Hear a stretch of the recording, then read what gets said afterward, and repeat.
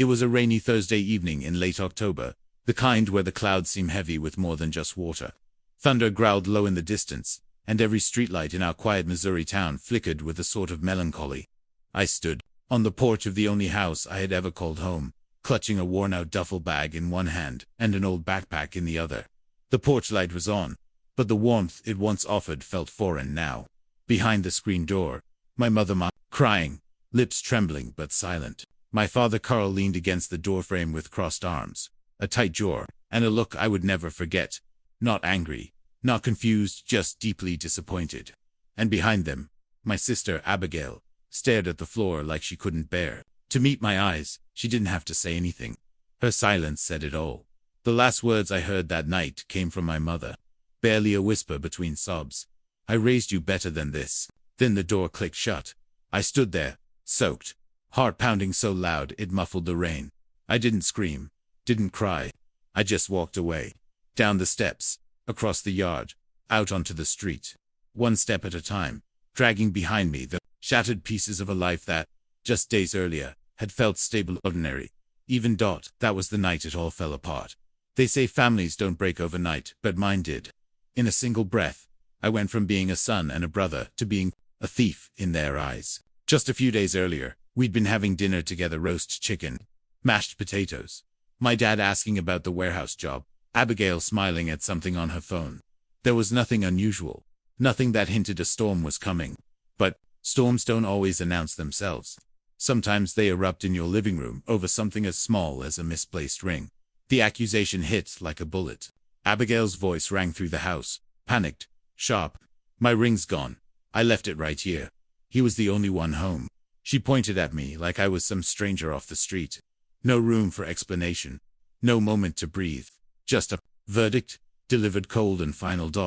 It was her engagement ring, a family heirloom from her fiancé's side. Gold band, oval diamond, passed down 3 generations. She claimed she'd taken it off while doing dishes and left it on the counter. Now it was gone. And apparently, I was the only possible explanation. My protests were drowned by the weight of her certainty. My father searched my room like he was looking for contraband. My mother kept asking, over and over, "Why would you do this to your sister?" They found nothing, of course, except the small wad of cash I had been saving from my weekend shifts at the warehouse. Money Abigail insisted was proof I had already sold the ring. No one listened when I told them it was for community college night classes. It didn't matter. Truth had already been decided. I wasn't given a trial, only a sentence. I was told to pack. No raised voices, no shouting. Just the kind of cold, deliberate language that slices deeper than anger ever could. "You can't stay here anymore, Matthew. Not until you come clean," my father said. And just like that, my childhood home became a crime scene in their eyes, and its lone suspect. Funny how people you've loved your whole life can suddenly look at you like you're a stranger, like they never really knew you. Like everything you've shared, birthday candles, family trips, bedtime stories, was somehow erased by a single accusation. As I trudged through the rain that night, I kept thinking, how did it come to this? Was it always going to end like this? Or did something break long before and we just never noticed? The night swallowed me whole. I had nowhere to go. No plan. Just a phone battery at 23%, and a friend I hadn't seen in years, who might still live in town. But even as I walked away, one image stayed with me. Abigail, behind the glass of her bedroom window, watching me go. And for the briefest second, I swear I saw hesitation in her eyes. Doubt, regret. Or maybe I imagined it. Maybe I just needed to believe someone in that house still had questions. I didn't sleep that night. I lay on a stranger's couch, staring at the ceiling fan creak in slow, sad circles, wondering what I'd lost and how I could ever get it back. But before we go there, before we talk about second chances or the long road to healing, you need to understand where the cracks began, how the love between siblings, slowly and silently, turned into rivalry, resentment, and finally, betrayal. Because things didn't fall apart overnight. They were falling for years, and I just hadn't noticed. I grew up in the small town of Hartsville, Missouri, a place where everybody knew everybody, and nothing stayed secret for long. Our house sat at the edge of a quiet cul-de-sac, with a picket fence that leaned a little to the right and an old oak tree that shaded our front porch like a guardian. Inside, life was neat, predictable, at least from the outside looking in. My sister, Caroline, was the golden child, the one everyone adored. Teachers, neighbors, church ladies, they all saw in her something extraordinary. She walked early, read novels before middle school, and won every spelling bee from 3rd to 8th grade. By the time she hit high school, she was the class president, prom queen, and a strata student. If she touched it, it turned to gold dot, and then there was me. I wasn't broken. I wasn't lazy, but I was, average. I liked sketching cartoons in the back of my notebooks. I struggled with math. I hated public speaking. I preferred spending afternoons fixing up my old bike, or helping Mr. Duggan with his shed, than joining any school club. I was the kind of kid that teachers described as quiet, polite, but forgettable. Caroline and I weren't enemies. Far from it. As children, we were inseparable. We built pillow forts, whispered ghost stories, and ran barefoot through the sprinkler on sweltering Missouri days. She once punched a boy in 2nd grade for calling me stupid, and I remember crying harder when she got grounded for it than when I got insulted in the first place. But as we grew older, the light that followed Caroline seemed to cast longer and longer shadows, and I lived in all of them. Our parents, Mom and Janice, loved us both. I don't doubt that. But they couldn't hide the way their eyes sparkled when Caroline walked into the room. Her trophies lined the mantel. Her report cards hung on the fridge. Her name came up in every dinner conversation, and when I did something good, fixed the leaky sink on my own, passed my driving test, got a raise at the gas station, it was met with a kind smile. Maybe that's nice, hun, before they went back to talking about Caroline's internship in Washington or her boyfriend's law school plans. I didn't resent her. Not at first. I just assumed she was meant for more, and I wasn't. But over time, the weight of always being second best became something heavier. Not bitter, exactly, more like invisible. Like I could be screaming and no one would hear me because Caroline was already talking. She wasn't cruel. She didn't rub her success in my face. But she didn't notice how it felt either. That's what hurt the most. The fact that she could shine so bright without ever once asking if I was okay sitting in the dark. When she got into Stanford, the whole town knew before I did. My mother cried happy tears for days. My dad drove around with one of those bumper stickers. My daughter goes to Stanford. I stayed behind, enrolled at Midwestern State, and picked up a part-time job at the feed store. No one printed that on a T-shirt. By then, Carolyn had become something almost untouchable. She only came home for holidays, always bringing back stories of law firms, charity galas, and the city. I didn't belong in her world, and she didn't try to belong in mine. We had become polite strangers with matching DNA. Still, deep down, I thought we had an understanding, an unspoken pact, that no matter how different we were, how far she climbed, and how firmly I stayed grounded, we were still brother and sister. That she knew me the real, me beneath all the quiet and the ordinary. That even if no one else saw me, she did. But I was wrong. When she accused me of stealing that ring, it wasn't just the betrayal of the moment that broke MIT, was the realization that maybe she never really knew me at all. That in her eyes, I was just the shadowy sibling with nothing to lose.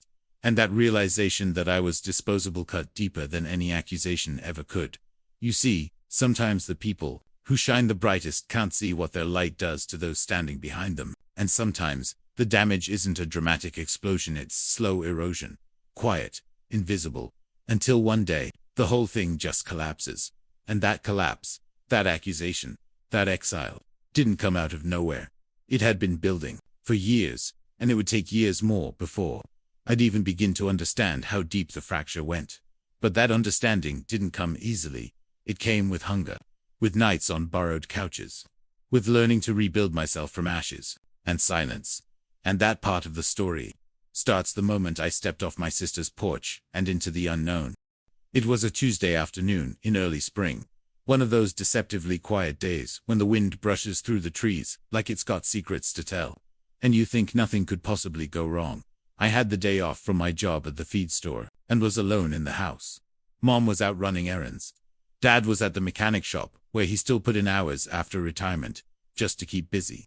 Caroline, my sister, was home for the week, some kind of wedding planning retreat, as she called it. Her fiancé Brad couldn't make the trip, but she still came loaded with planners, fabric swatches, and Pinterest boards. The house smelled like old perfume and freshly brewed coffee. I was in my room, half asleep on the couch, controller in hand, a cold soda balanced on the windowsill. The muffled sounds of Caroline and Mom chatting and laughing downstairs drifted through the floor. It was background noise, familiar, distant, safe. I didn't think twice. An hour passed. Maybe two. Then came the scream. It was sharp, jagged, so sudden, it ripped the silence like a thunderclap. I dropped the controller, my heart thudding as I scrambled downstairs. Caroline stood by the kitchen sink, one hand on the counter, the other clutched to her chest, her face pale, eyes wide. "The ring's gone," she whispered, then louder. "The ring is gone." Confused, I looked around. "What ring?" She turned on me so quickly, I could feel the air shift between us. "My engagement ring, the one Brad's grandmother gave him. I left it right here while I was washing dishes. You were the only one home." I blinked. "Caroline, I didn't see any. Don't lie to me," she snapped, her voice rising. "You've always resented me. You think I don't know that? Maybe you thought you could sell it, use the money to finally get your life together." Each word landed like a slap. I took a step back, stunned not by the accusation itself, but by how fast she'd made the leap. No pause, no consideration, no benefit of the doubt. She didn't ask me if I'd seen it. She accused me outright, without hesitation. Mom came home 20 minutes later, grocery bags in her hands and confusion written all over her face. Caroline launched into the story like a prosecutor delivering her final argument. By the time she was done, Mom was crying. Dad arrived shortly after, and without asking me a single question, he went straight to my bedroom and began searching through drawers, boxes, under the mattress. They didn't find the ring. What they did find was an envelope with $400, my savings from months of working double shifts. I had planned to enroll in a local HVAC certification course, maybe move into something stable, with benefits, but to them, it wasn't a plan, it was evidence. Caroline folded her arms and said, "There it is. He probably pawned the ring already. That's where the money came from." I tried to explain. I told them everything, the course, the hours, the saving, but my voice sounded hollow, even to my own ears. Because the thing is, once someone you love decides you're guilty, the trial's already over. Everything you say after that is just noise. The house no longer felt like mine. It felt like a courtroom, and I was on the wrong side of it. For the next 2 days, the tension in the house was unbearable. No one looked me in the eye. Mom sobbed behind closed doors. Dad barely spoke at all. Caroline acted like she was grieving something greater than a missing ring, like she'd lost trust, or pride, or some piece of herself. And me, I was treated like a stain they couldn't scrub out fast enough. They cornered me in the living room late Thursday evening. No yelling, no big scene, just disappointment, stretched thin across their faces. "You need to leave," Dad said quietly. "We can't have this kind of tension here. Not with the wedding coming up." Mom nodded, as if it hurt her just as much, but she still nodded. I was given 48 hours. 2 days to pack up everything I owned, and disappeared. No police were called, no charges were filed. But make no mistake, had been sentenced, cast out, not because they were sure I was guilty, but because doubt had taken root. And doubt, in families like ours, spreads like mold. I kept waiting for someone to say, "This doesn't feel right. Maybe we're missing something." But no one did. Not once. The day I left, Caroline watched from the living room window. She didn't speak, didn't wave, but I swear, just before she turned away, there was something in her eyes, regret, maybe, or shame. Maybe that was just wishful thinking. All I knew was that the ring had vanished. But it wasn't the only thing lost that day. What broke wasn't just a band of gold. It was trust. It was home. It was the fragile, quiet belief that blood meant loyalty, and that belief, once cracked, would take years to even begin to mend. But I didn't know that yet. I didn't know how far I'd fall, or how hard it would be to start again. I only knew that the porch was behind me. The world was in front of me. And for the first time in my life, I was truly, devastatingly alone. And where I ended up next, well, that's where the real story begins. It's a strange thing, watching the people who raised you turn into strangers quietly, slowly, and then all at once.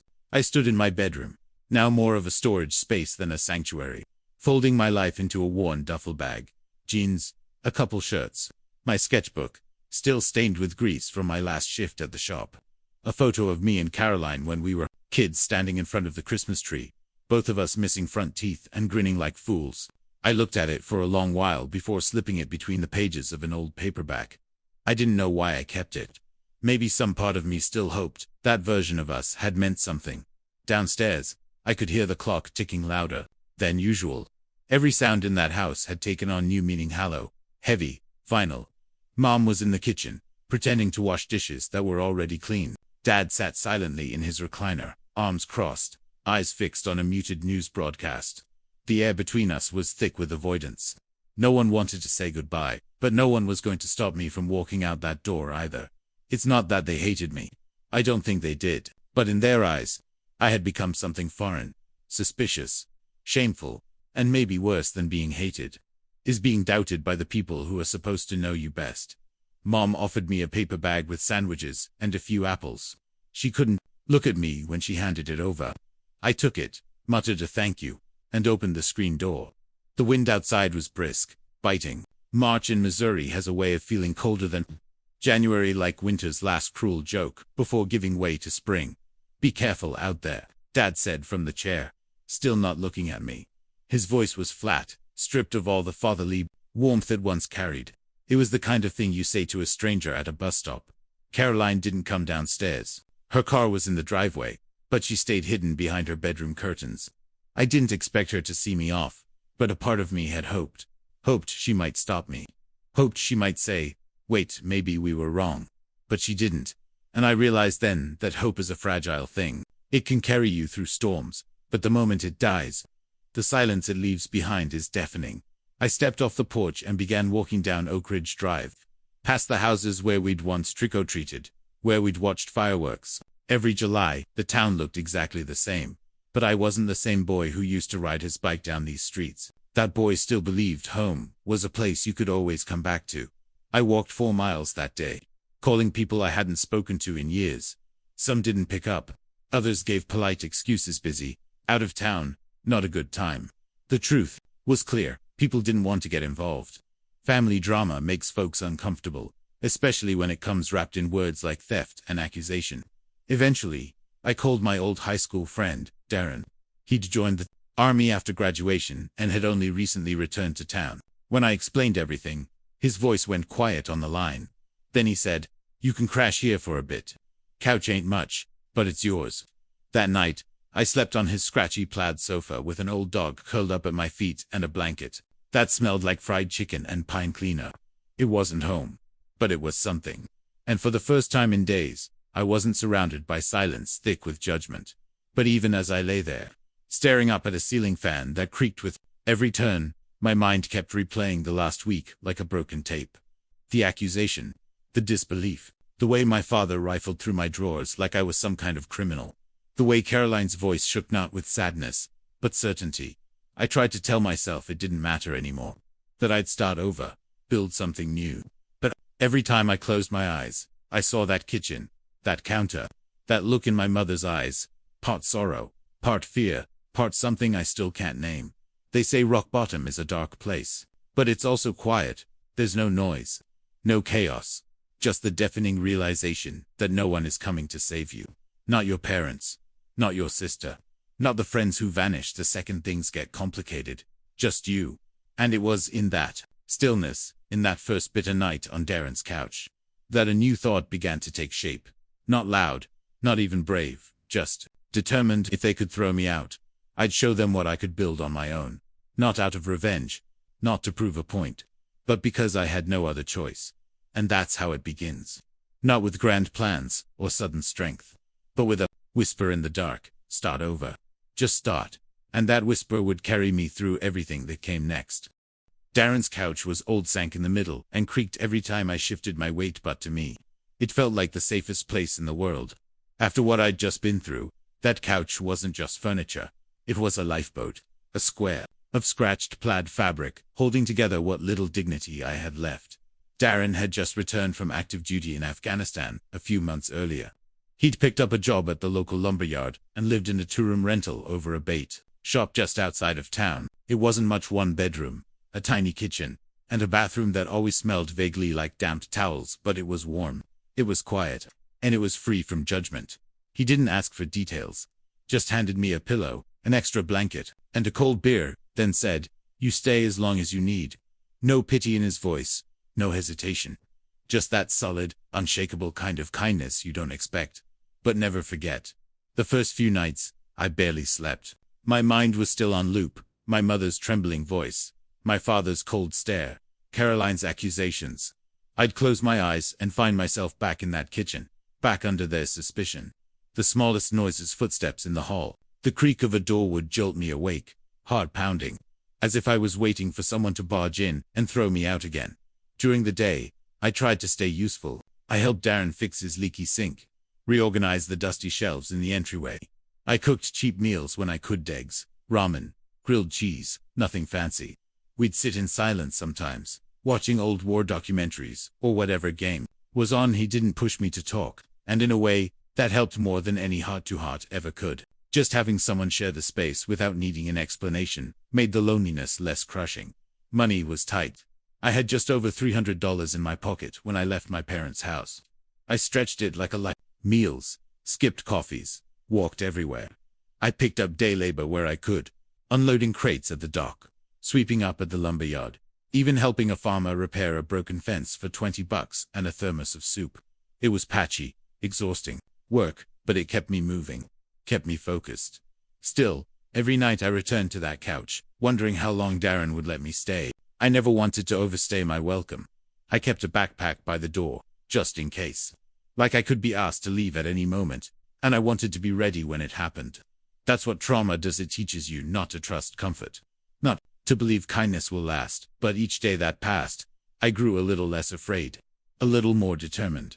I started sketching again, late at night under the dim lamp by the window, not the silly cartoon stuff from high school, but real drawings, quiet scenes of street corners, people at bus stops, broken houses with lights still on.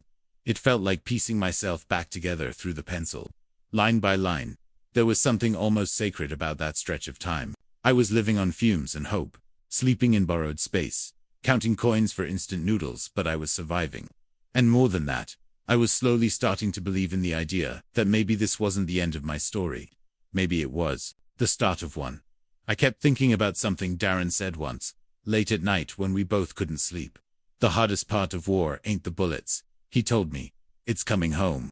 It's realizing you ain't the same man you were when you left, that the world kept spinning without you, and now you gotta learn how to live in it again. And somehow, I knew exactly what he meant. I wasn't the same either. Not after what happened with my family. Not after being thrown out like a stranger. But maybe, like Darren, I could figure out how to live in this new version of the world. Maybe I could rebuild something. Not the life I had before, but something stronger. Something that belonged entirely to me. It was in that fragile, uncertain space between who I was and who I might become that I first started to think about the future again. I didn't know what it would look like, but I knew I didn't want to waste what little I had left. So I started looking for jobs that weren't just temporary. Something steady. Something I could build on. And that's how I found the warehouse. Not glamorous, not easy, but it would become the first real step in taking my life back. And I had no idea then just how far that one decision would take me. The warehouse sat on the edge of town, nestled between the old train yard and a stretch of cracked highway that led to nowhere in particular. From the outside, it looked like a relic: gray tin walls, faded signage, a single light bulb that flickered above the employee entrance, like it was hanging on to life. But to me, it looked like possibility, stability, maybe even a future. I'd heard about the job from one of Darren's old army buddies who worked there. They needed help unloading shipments, long hours, low pay, nothing glamorous. But I didn't hesitate. I walked in with a resume that barely filled half a page, and hands still calloused from the odd jobs I'd been doing. The manager, a wiry man named Rick with nicotine-stained fingers and a permanent scowl, barely looked up from his clipboard when he said, "You start tomorrow. Show up at 6. Don't be late." That was it. No interviews. No background checks. Just show up and work. The first week nearly broke me. The place ran like a machine and I was just another gear in it. We moved everything from tires to industrial fans, sometimes for 12 hours straight. Summer heat turned the tin roof into an oven, and by noon, the air inside felt like it could cook you from the inside out. My arms ached, my back screamed, and more than once I had to sit in the shade behind the loading dock and count to 10 just to keep from quitting. But I didn't quit, because quitting would have meant going backward, and I'd already been pushed back far enough. I learned fast, kept my head down, showed up early, stayed late. If someone needed help lifting something heavy, I was the first to offer. If a guy called out sick, I took the shift. I became dependable, not special, not remarkable, but solid. And in a place like that, solid was enough to be noticed. After a month, Rick grunted at me across the break room table and said, "You ever think about staying on full time?" I nodded before he even finished the sentence. The money wasn't great, but it was steady. It meant I could finally stop sleeping on Darren's couch and start looking for something of my own. I found a room in a shared house for guys, all warehouse workers, all just trying to make ends meet. The house was barely held together. Pipes clanged, the fridge leaned to the left, and the carpet smelled like old socks and spilled beer. But it was mine. My name was on the lease. My key opened the door, and for the first time since I was thrown out, I felt like I had carved out a sliver of life that no one could take from me. Nights were still the hardest. That's when the memories crept in quiet, persistent. I'd lie in bed listening to the hum of a box van and replay the night Caroline accused me. The look on Mom's face. The way Dad didn't even hesitate. The sound of the door clicking, shut behind me. But over time, the pain dulled. Not disappeared, just softened. Blurred around the edges like a scar that stopped burning but never fully faded. I started doing more than just survive. I enrolled in online business courses, just one at first. It felt strange logging into a classroom again, seeing lectures on screen instead of in person, but it gave me a sense of purpose. Like I was reclaiming something they said I didn't deserve. I'd work my shift, get home late, microwave some frozen dinner, then sit at the tiny kitchen table with a notebook and a cracked laptop I bought secondhand. I was exhausted most nights, but it was the kind of tired that came with forward motion, not defeat. I didn't tell anyone from my old life what I was doing. There were no calls home, no texts from Caroline, and that was fine, because I wasn't doing it for them. I was doing it for me. I was rebuilding with bare hands. No shortcuts. Second chances handed down from anyone. Just grit, sweat, and the stubborn belief that I could make something of this life even if I had to do it all from scratch. One night, after pulling a double shift and submitting my final essay for the semester, I sat on the front porch of that crumbling rental house and looked out at the stillness. Fireflies blinked in the weeds.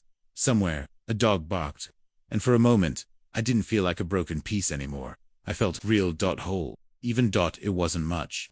But it was mine. And I had no idea the past was about to come crashing back in with a single email that would change everything all over again. It came on a Wednesday. I was sitting in the break room of the warehouse, my hands still dusty from stacking pallets, sipping lukewarm coffee from a styrofoam cup. I'd just finished logging the morning inventory when I checked there it was, an email. Subject line, "We need to talk." The sender, Carl Holloway, my father. I stared at it for a long time. The room around me seemed to fade, the drone of the vending machine becoming distant, like I was underwater. For a second, I wondered if it was a mistake, a scam. Maybe someone hacked his account, but the email was short. Too short to be fake. Just one line inside. "It's about the ring. Please call." That was it. No apology. No explanation. Just 5 words that punched a hole through 3 years of silence. My stomach turned. My hands went cold. I locked my phone and shoved it back into my pocket, but it felt like it was burning through the fabric. For the rest of my shift, I couldn't concentrate. I kept making stupid mistakes, mislabeling boxes, zoning out on the line. Rick pulled me aside and asked if I was high. I told him I was just tired. He didn't press. The email followed me home. It echoed in my mind as I walked the 3 blocks to the rental house. Every crack in the sidewalk, every familiar porch light, felt like a memory trying to claw its way back in. When I got inside, I sat on the floor of my bedroom, back against the wall, and just stared at the phone like it might explode. For 3 years, they hadn't said a word. Not on my birthdays, not on Christmas, not even after I'd posted my new address on my tax forms and updated my contact info with the town clerk's office, just in case they ever wanted to find me. Now they wanted to talk. I paced for hours. My roommates came and went. I skipped dinner. I told myself I didn't care. Told myself they didn't deserve even 5 seconds of my time. But deep down, I knew I couldn't ignore it. Not because I forgave them, but because I needed to know. So I called. My father picked up on the second ring. His voice was slower than I remembered. Like age and guilt had sanded down the edges. "Matthew," he said, "just my name. Nothing else." There was silence. Then he told me the truth. Caroline had found the ring. It was stuck inside the garbage disposal unit in the kitchen. Apparently it had fallen in during that week she was home, and for 3 years it sat buried under food scraps and steel blades. They'd only discovered it because the disposal started making a strange grinding noise, and a plumber came to take it apart. When he reached in, there it was banged up. But hold on, my father said Carolyn broke down when she saw it. Said she cried for hours. Said she remembered exactly what had happened, that she'd taken it off while rinsing dishes and laid it beside the sink. But it must have slipped in when she turned away. He said she was sorry. He said they were sorry. He said they wanted to make things right. And I said nothing. My mind was racing, my chest tight. Part of me wanted to laugh. 3 years, 3 damn years, thrown away over a mistake that could have been solved by checking a drain. 3 years of being called a liar, a thief, an embarrassment. 3 years of rebuilding a life with my bare hands, while the people who were supposed to love me most slept comfortably under the roof I helped repair. I should have yelled, should have screamed through the phone until my lungs gave out. But I didn't. I just listened. And when he finished, all I could say was, I need time. I hung up before he could respond. That night, I didn't sleep. I sat on the edge of my bed with the ring's image burned into my brain, this tiny, glittering thing that had detonated my life. All because no one thought to believe me. All because Caroline's word meant more than mine. What do you do with that kind of pain? When the people who raised you choose a lie over your truth, and only circle back once, they can no longer deny it. I wanted to hate them. I wanted to delete the email, block the number, and walk away forever. But there was another feeling too. Something small, quiet. It wasn't forgiveness. It wasn't relief. It was curiosity. Because the truth had finally come out. But that didn't mean the damage had been undone. And I needed to know what they would say to my face. What remorse actually looked like, when it wasn't typed behind a screen, or spoken through a phone. So I made a decision. I'd see them, not to reconcile, not to reunite, but to hear them. One last time, and what happened in that coffee shop would change everything again. Just not in the way they thought it would. The meeting place was a small coffee shop on the outskirts of Ashford. Just a half-hour drive from where I lived, and far enough from our hometown to feel neutral safe. It was the kind of place with dusty windows, chipped mugs, and a waitress who probably knew everyone's order before they walked in. I picked it because I knew we wouldn't run into anyone we knew. Because if this went sideways, I wanted the wreckage to stay between us. I got there early, sat at a booth near the back, facing the door, hands wrapped around a cup of black coffee I wasn't drinking. The seconds dragged. I thought maybe they wouldn't come. Maybe this whole thing had been a final, cruel illusion. But then I saw them, my parents, Carl and Margaret, walking in slowly, as if the years had doubled their age. And behind them, Caroline. The doorbell chimed. They froze for a moment when they spotted me, then shuffled toward the booth like ghosts. From a life I'd tried to bury. Up close, the toll of the last 3 years was unmistakable. My mother's eyes were sunken, tired. Her once blonde hair was grayer, pulled back in a loose bun. My father looked smaller than I remembered. Shoulders slumped, as if guilt had settled into his bones. And Caroline. She looked nothing like the confident woman I used to admire. Her face was pale, her movements stiff.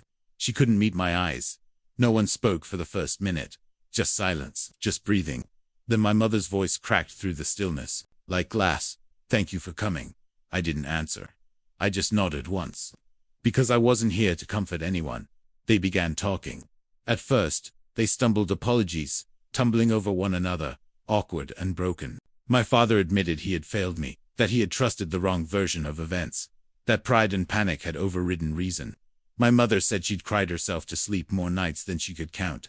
She told me she'd kept my room exactly the way I left it, dusting the shelves every week, just in case I ever came home. And then Caroline spoke. Her voice was soft, almost a whisper. She said she found the ring by accident when the plumber pulled apart the garbage disposal, that she hadn't believed it could be real at first, that when she saw it, she couldn't breathe. The weight of everything she'd done, everything. She'd accused Cam crashing down in a second. She said she was sorry. But sorry isn't a bandage. It's not a broom. It doesn't sweep away the years you spent drowning under someone else's lie. I listened, but my heart stayed clenched. Because how do you forgive someone who watched you be exiled and said nothing? Who built a wall of silence and stood behind it while your world collapsed? She told me she couldn't sleep. That for years she'd imagined that ring turning up in some pawn shop, or in a stranger's hand. That she'd blamed me because it was easier than blaming herself, that she had never once stopped to ask what that kind of accusation might do to someone's soul. And I believed her. I did. But belief and forgiveness are not the same thing. The ring, she said, had fallen into the drain the same day she took it off to wash dishes. It must have slipped down the side without her noticing. The irony was painful. One twist of the wrist, one careless moment, and my entire life had unraveled. My father said it felt like divine punishment when the plumber pulled it out, that in that moment, he knew exactly what they'd done and what they'd lost. But here's the truth. It wasn't just the ring that had been buried in the dark. It was me, my dignity, my reputation, my place in the only family I'd ever known. 3 years of silence. 3 years of building a life from scratch, of being treated like a stain they couldn't scrub out fast enough. And now they wanted to erase it all with words. They asked me to come home. They said they wanted to start fresh. But I wasn't sure I could go back to that house and pretend it never happened. Pretend the couch at Darren's place never became my sanctuary. Pretend the nights I stayed awake, questioning my worth, never happened. Pretend that the boy they threw out hadn't grown into someone who didn't need them anymore. I told them I needed time. I told them I couldn't just step back into their lives like a character in a story. That hit pause. Caroline cried. My mother cried. My father sat in silence, and I walked out. Not in anger, but in clarity. Because the truth may have come from the garbage. But it couldn't clean up what had been done. The past was still there, rotted, bruised, waiting. But for the first time, I had a choice. And that choice was mine to make. What came next wouldn't be about them. It would be about me. The days after that meeting were quiet but not peaceful. More like the stillness after a storm. When everything's been knocked over, and you're left staring at the damage, unsure what to pick up first. I went back to work, clocked in, stacked pallets, counted crates, smiled at the usual guys in the break room. But I wasn't really there. Not fully. My mind kept drifting back to that coffee shop, to my mother's trembling hands, wrapped around a chipped mug, to the crack in my father's voice when he finally said, "We failed you," and to Caroline, shrinking into herself, like a person hollowed out from the inside. It was everything I thought I wanted to hear. But why did it feel so empty? I guess I expected more, or maybe less. Maybe I'd built it up so long in my head: reunion, confrontation, redemption, that no version of reality could satisfy it. There was no dramatic gesture, no tearful hug that made the pain dissolve. Just people, trying to mend what they'd shattered with nothing but shaky words and long overdue regret. I didn't respond to any of their follow-up messages that week. Not because I was angry, but because I didn't know what I felt. One moment, I'd remember Caroline as the sister who braided my hair when I was 6 and scared of the dark. The next, I'd hear her voice accusing me like I was nothing but a mistake she needed to erase. That duality haunted me. You see, facing your past isn't always about confrontation. Sometimes, it's about standing still and letting the memories hit you one by one. It's about sifting through all the versions of the people you used to love, the good ones, the cruel ones, and realizing they're all real. And you have to decide which ones you're willing to carry with you into the future. I started therapy soon after. Darren gave me the number of a counselor he'd seen at the VA when he got back from overseas. Her name was June, late 60s. Soft voice, eyes that didn't flinch when I talked about the hard stuff. I told her everything. From the moment Caroline screamed, to the weight of the duffel bag slung over my shoulder the night I left, to the feeling of being invisible long before I was accused. She didn't try to fix it. She didn't tee off her cliches. She just listened, then asked questions that cracked things open I didn't even know I was hiding. Like how much of my pain wasn't just about the accusation, but about always feeling second best. How for years, I lived in Caroline's shadow and told myself that was okay, that I didn't need the spotlight, that maybe I wasn't meant for it, that maybe love was something I had to earn by being quieter, easier, less. But sitting in that chair, in that room that smelled like lavender and old books, I started to realize something. I hadn't just been kicked out of a house, I'd been erased from a story I helped write, and now I had to decide if I wanted to write myself back in or start a new one. I began responding to my mother's weekly check-ins. Short, polite texts at first, then phone calls. We talked about simple things: her garden, my job, the weather. Never the ring, never the 3 years lost. Just the surface. But it was something Caroline reached out to. Long messages, apologies layered with memories. She told me she started seeing a counselor of her own. That she was trying to understand not just what she did, but why she had done it. That she knew forgiveness was a long road, and she was willing to walk it however slow I needed. I didn't respond, not yet, because that wound was still raw, still too close to the bone. But I kept reading her messages, because part of me still missed her, and maybe that was the hardest part, the missing. Not of who they were at the end, but of who they were before everything broke. The family that laughed around Thanksgiving tables, that danced to Elvis records in the living room, that made pancakes on Sundays even when the milk had turned. That family was real, just as real as the one that turned their backs. And reconciling those two truths, that they could love me once and still hurt me later, was a weight I carried every day.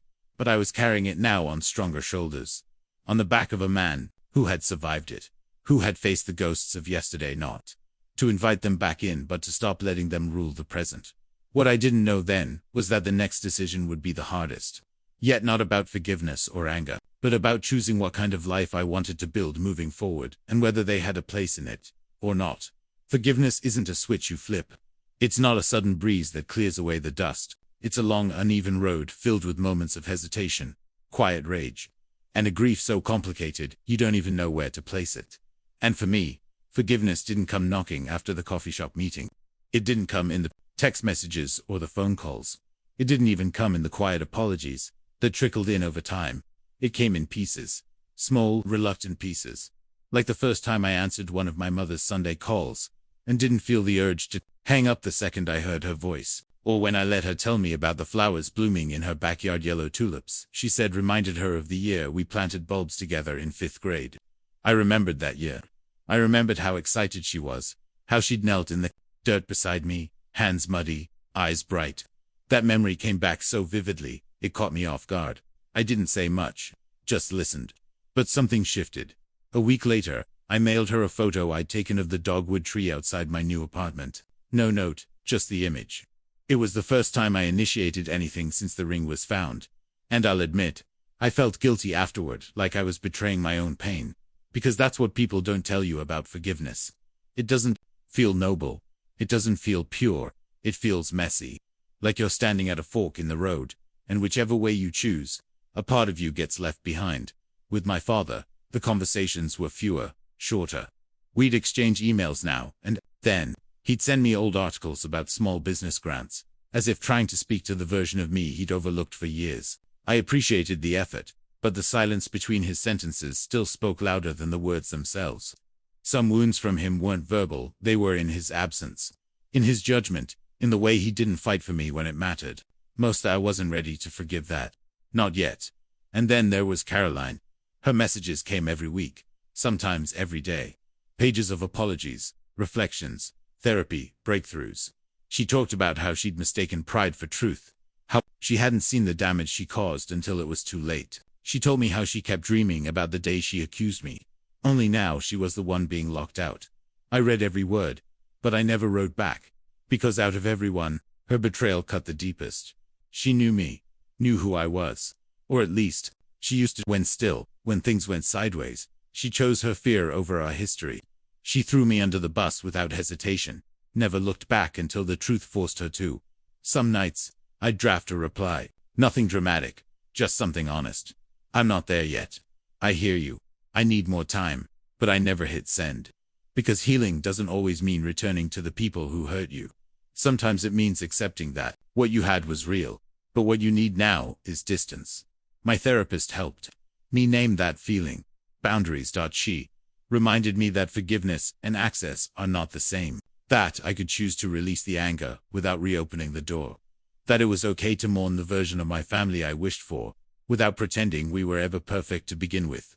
So I kept walking forward. I focused on work. I got promoted again. Now I managed the inventory department, trained new hires, even helped write the new orientation manual. I continued my business classes at night, submitted my FAFSA, started looking at programs at a nearby university. Life was moving, and in that motion, I found small pieces of peace. Not a sweeping, tear-filled moment where everything was forgiven and the music swelled. Just a quiet, growing understanding that the past didn't have to define me and that letting go didn't mean letting them back in. Forgiveness, for me, wasn't a door opening. It was a weight loosening. A decision, made over and over again, to stop carrying what no longer serves me, And still, there were moments I missed them. Missed the smell of Dad's coffee in the morning, the way Mom hummed while folding laundry, the sound of Caroline's laugh when we shared inside jokes that only siblings could understand. I missed who they were before the fall, but missing something doesn't mean you go back to it. Sometimes it just means you carry it with you and keep walking. And as I looked ahead to what came next, new city, new school, new start, I knew this much for certain. My story wasn't theirs to write anymore. It was mine, and the next chapter would be written on my terms. The apartment I moved into wasn't much, just a one-bedroom. Walk up above an old hardware store in a quieter part of St. Clair County. The walls were thin, the plumbing made noises like a haunted pipe organ, and the heater had to be kicked twice before it worked in the winter. But it was mine. My name was on the lease. The key fit in my hand. And for the first time in a long while, I didn't feel like I was borrowing someone else's life. I had saved for months. Every extra shift, every skipped dinner out, every worn-out pair of work boots led to this moment, unlocking a door that no one could take from me. It was freedom, raw, simple, and earned. I bought furniture, piece by piece. A second-hand couch that leaned to the left.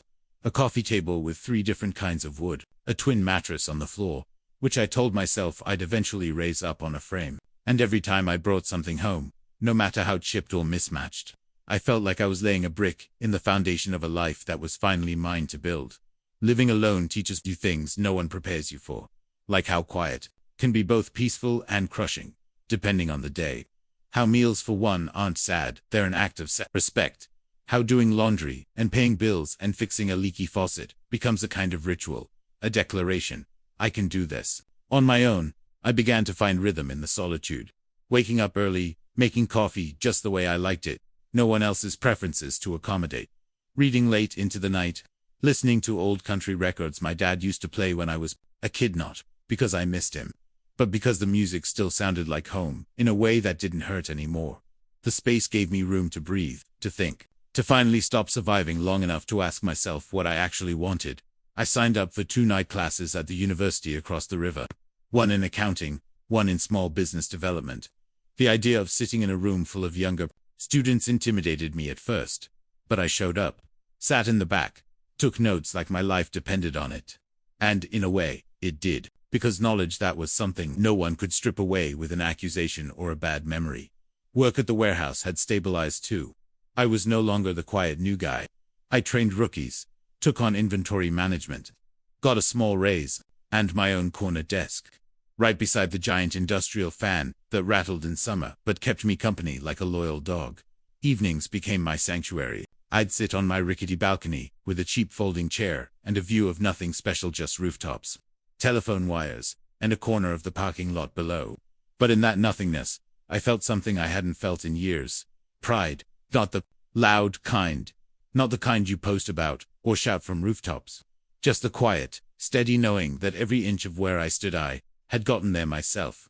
And yet, some nights, the past still knocked, not in anger, but like a ghost tapping gently on the window, reminding me it was still there. My mother's missed calls, my father's forwarded articles, Caroline's texts left unread. I didn't hate them, but I didn't need them either. And that difference, that was everything. I realized then that standing alone didn't mean you were broken or unloved. It meant you stopped waiting for someone else to hold you up. It meant your survival wasn't conditional anymore. Not on apologies, not on family dinners, not on people believing in you. It meant that if I ever opened the door again, it would be because I chose to, not because I was desperate for someone to knock. And as I stared out into the quiet streets of St. Clair, feeling the night breeze tug at the edge of my sweatshirt, I understood something I hadn't been ready to admit until now. I had been thrown out once, but I had built something better on my own. Not just an apartment or a job or a class schedule. I had built me. And what came next, whatever it was, would no longer be about proving anyone wrong. It would be about finally living for myself. The job offer came on a Tuesday, buried in a stack of emails between utility bills and spam. I almost deleted it without reading, just another auto-generated subject line. But something about the sender caught my eye. Hawthorne Logistics, Springfield Division. I opened it, skimmed the words, then read them again slower. They were offering me a position management, full-time benefits, relocation package, a real job, a future. Not just something to survive on, but something to grow into.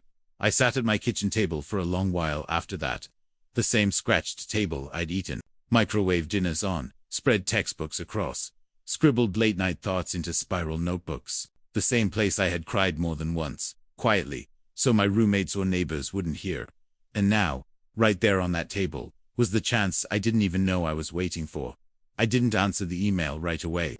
Instead, I walked through town past the old diner with the neon open sign that flickered out half the week, past the laundromat that smelled like detergent and burnt wires, past the alley where Darren and I once split a six-pack on the tailgate of his truck, just trying to feel like the world wasn't ending. I walked until the sun dipped low and the wind picked up off the river. Then I stood there, at the edge of everything I had rebuilt, and asked myself the question that scared me more than any other. Was I ready to leave this behind? Because this place, this ragged little chapter, was mine. My first win. My quiet redemption. The soil I planted myself in, when no one else believed I could grow. But I also knew something else. You can't stay in the same soil forever. Even healthy roots outgrow their pots. So I said yes. I packed up my life again. But this time, it wasn't in shame. It wasn't in fear or desperation. It was with a plan. With a lease already signed, a job already waiting, and a key to an apartment I hadn't even seen yet, but somehow already felt like home. When I told my parents, the silence on the other end of the phone was telling. My mother cried. Not because I was leaving, but because she had hoped, in her words, that we'd have more time to patch things up before you go. My father didn't say much. Just, proud of you, son, in a voice that felt like it had been waiting years to be used again. And Caroline, she showed up, unannounced, standing outside my apartment the night before I left, bundled in a jacket too thin for November, holding a paper bag with muffins from the bakery we used to go to as kids. I just wanted to say goodbye, she said. We stood in silence for a long time. Then she said something I hadn't expected. I know you don't owe me anything, but I'm glad you're going. I must have looked confused, because she added, you built this life without any of us, and I ruined the part of it that still belonged here, so go. Go make the rest of it somewhere new. We didn't hug. We didn't cry. We just stood there, two people connected by blood but separated by a canyon that neither of us quite knew how to cross yet. And that was okay. The next morning, I loaded the last box into the moving van, looked back at the little apartment that held so much struggle and growth, and smiled. Not a big smile, just a soft one. The kind that says, thank you, I'll never forget this.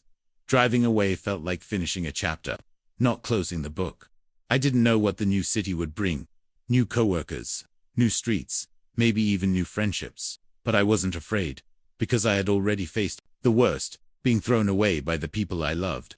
And I had learned, brick by brick, how to build myself back, not in revenge, not to prove a point, but because I was worth the rebuilding. And as I watched the road stretch out ahead of me, Missouri fading in the rear view, I whispered something I never had the chance to say when they pushed me out the door 3 years ago. I'll be all right. Because now, I knew it was true.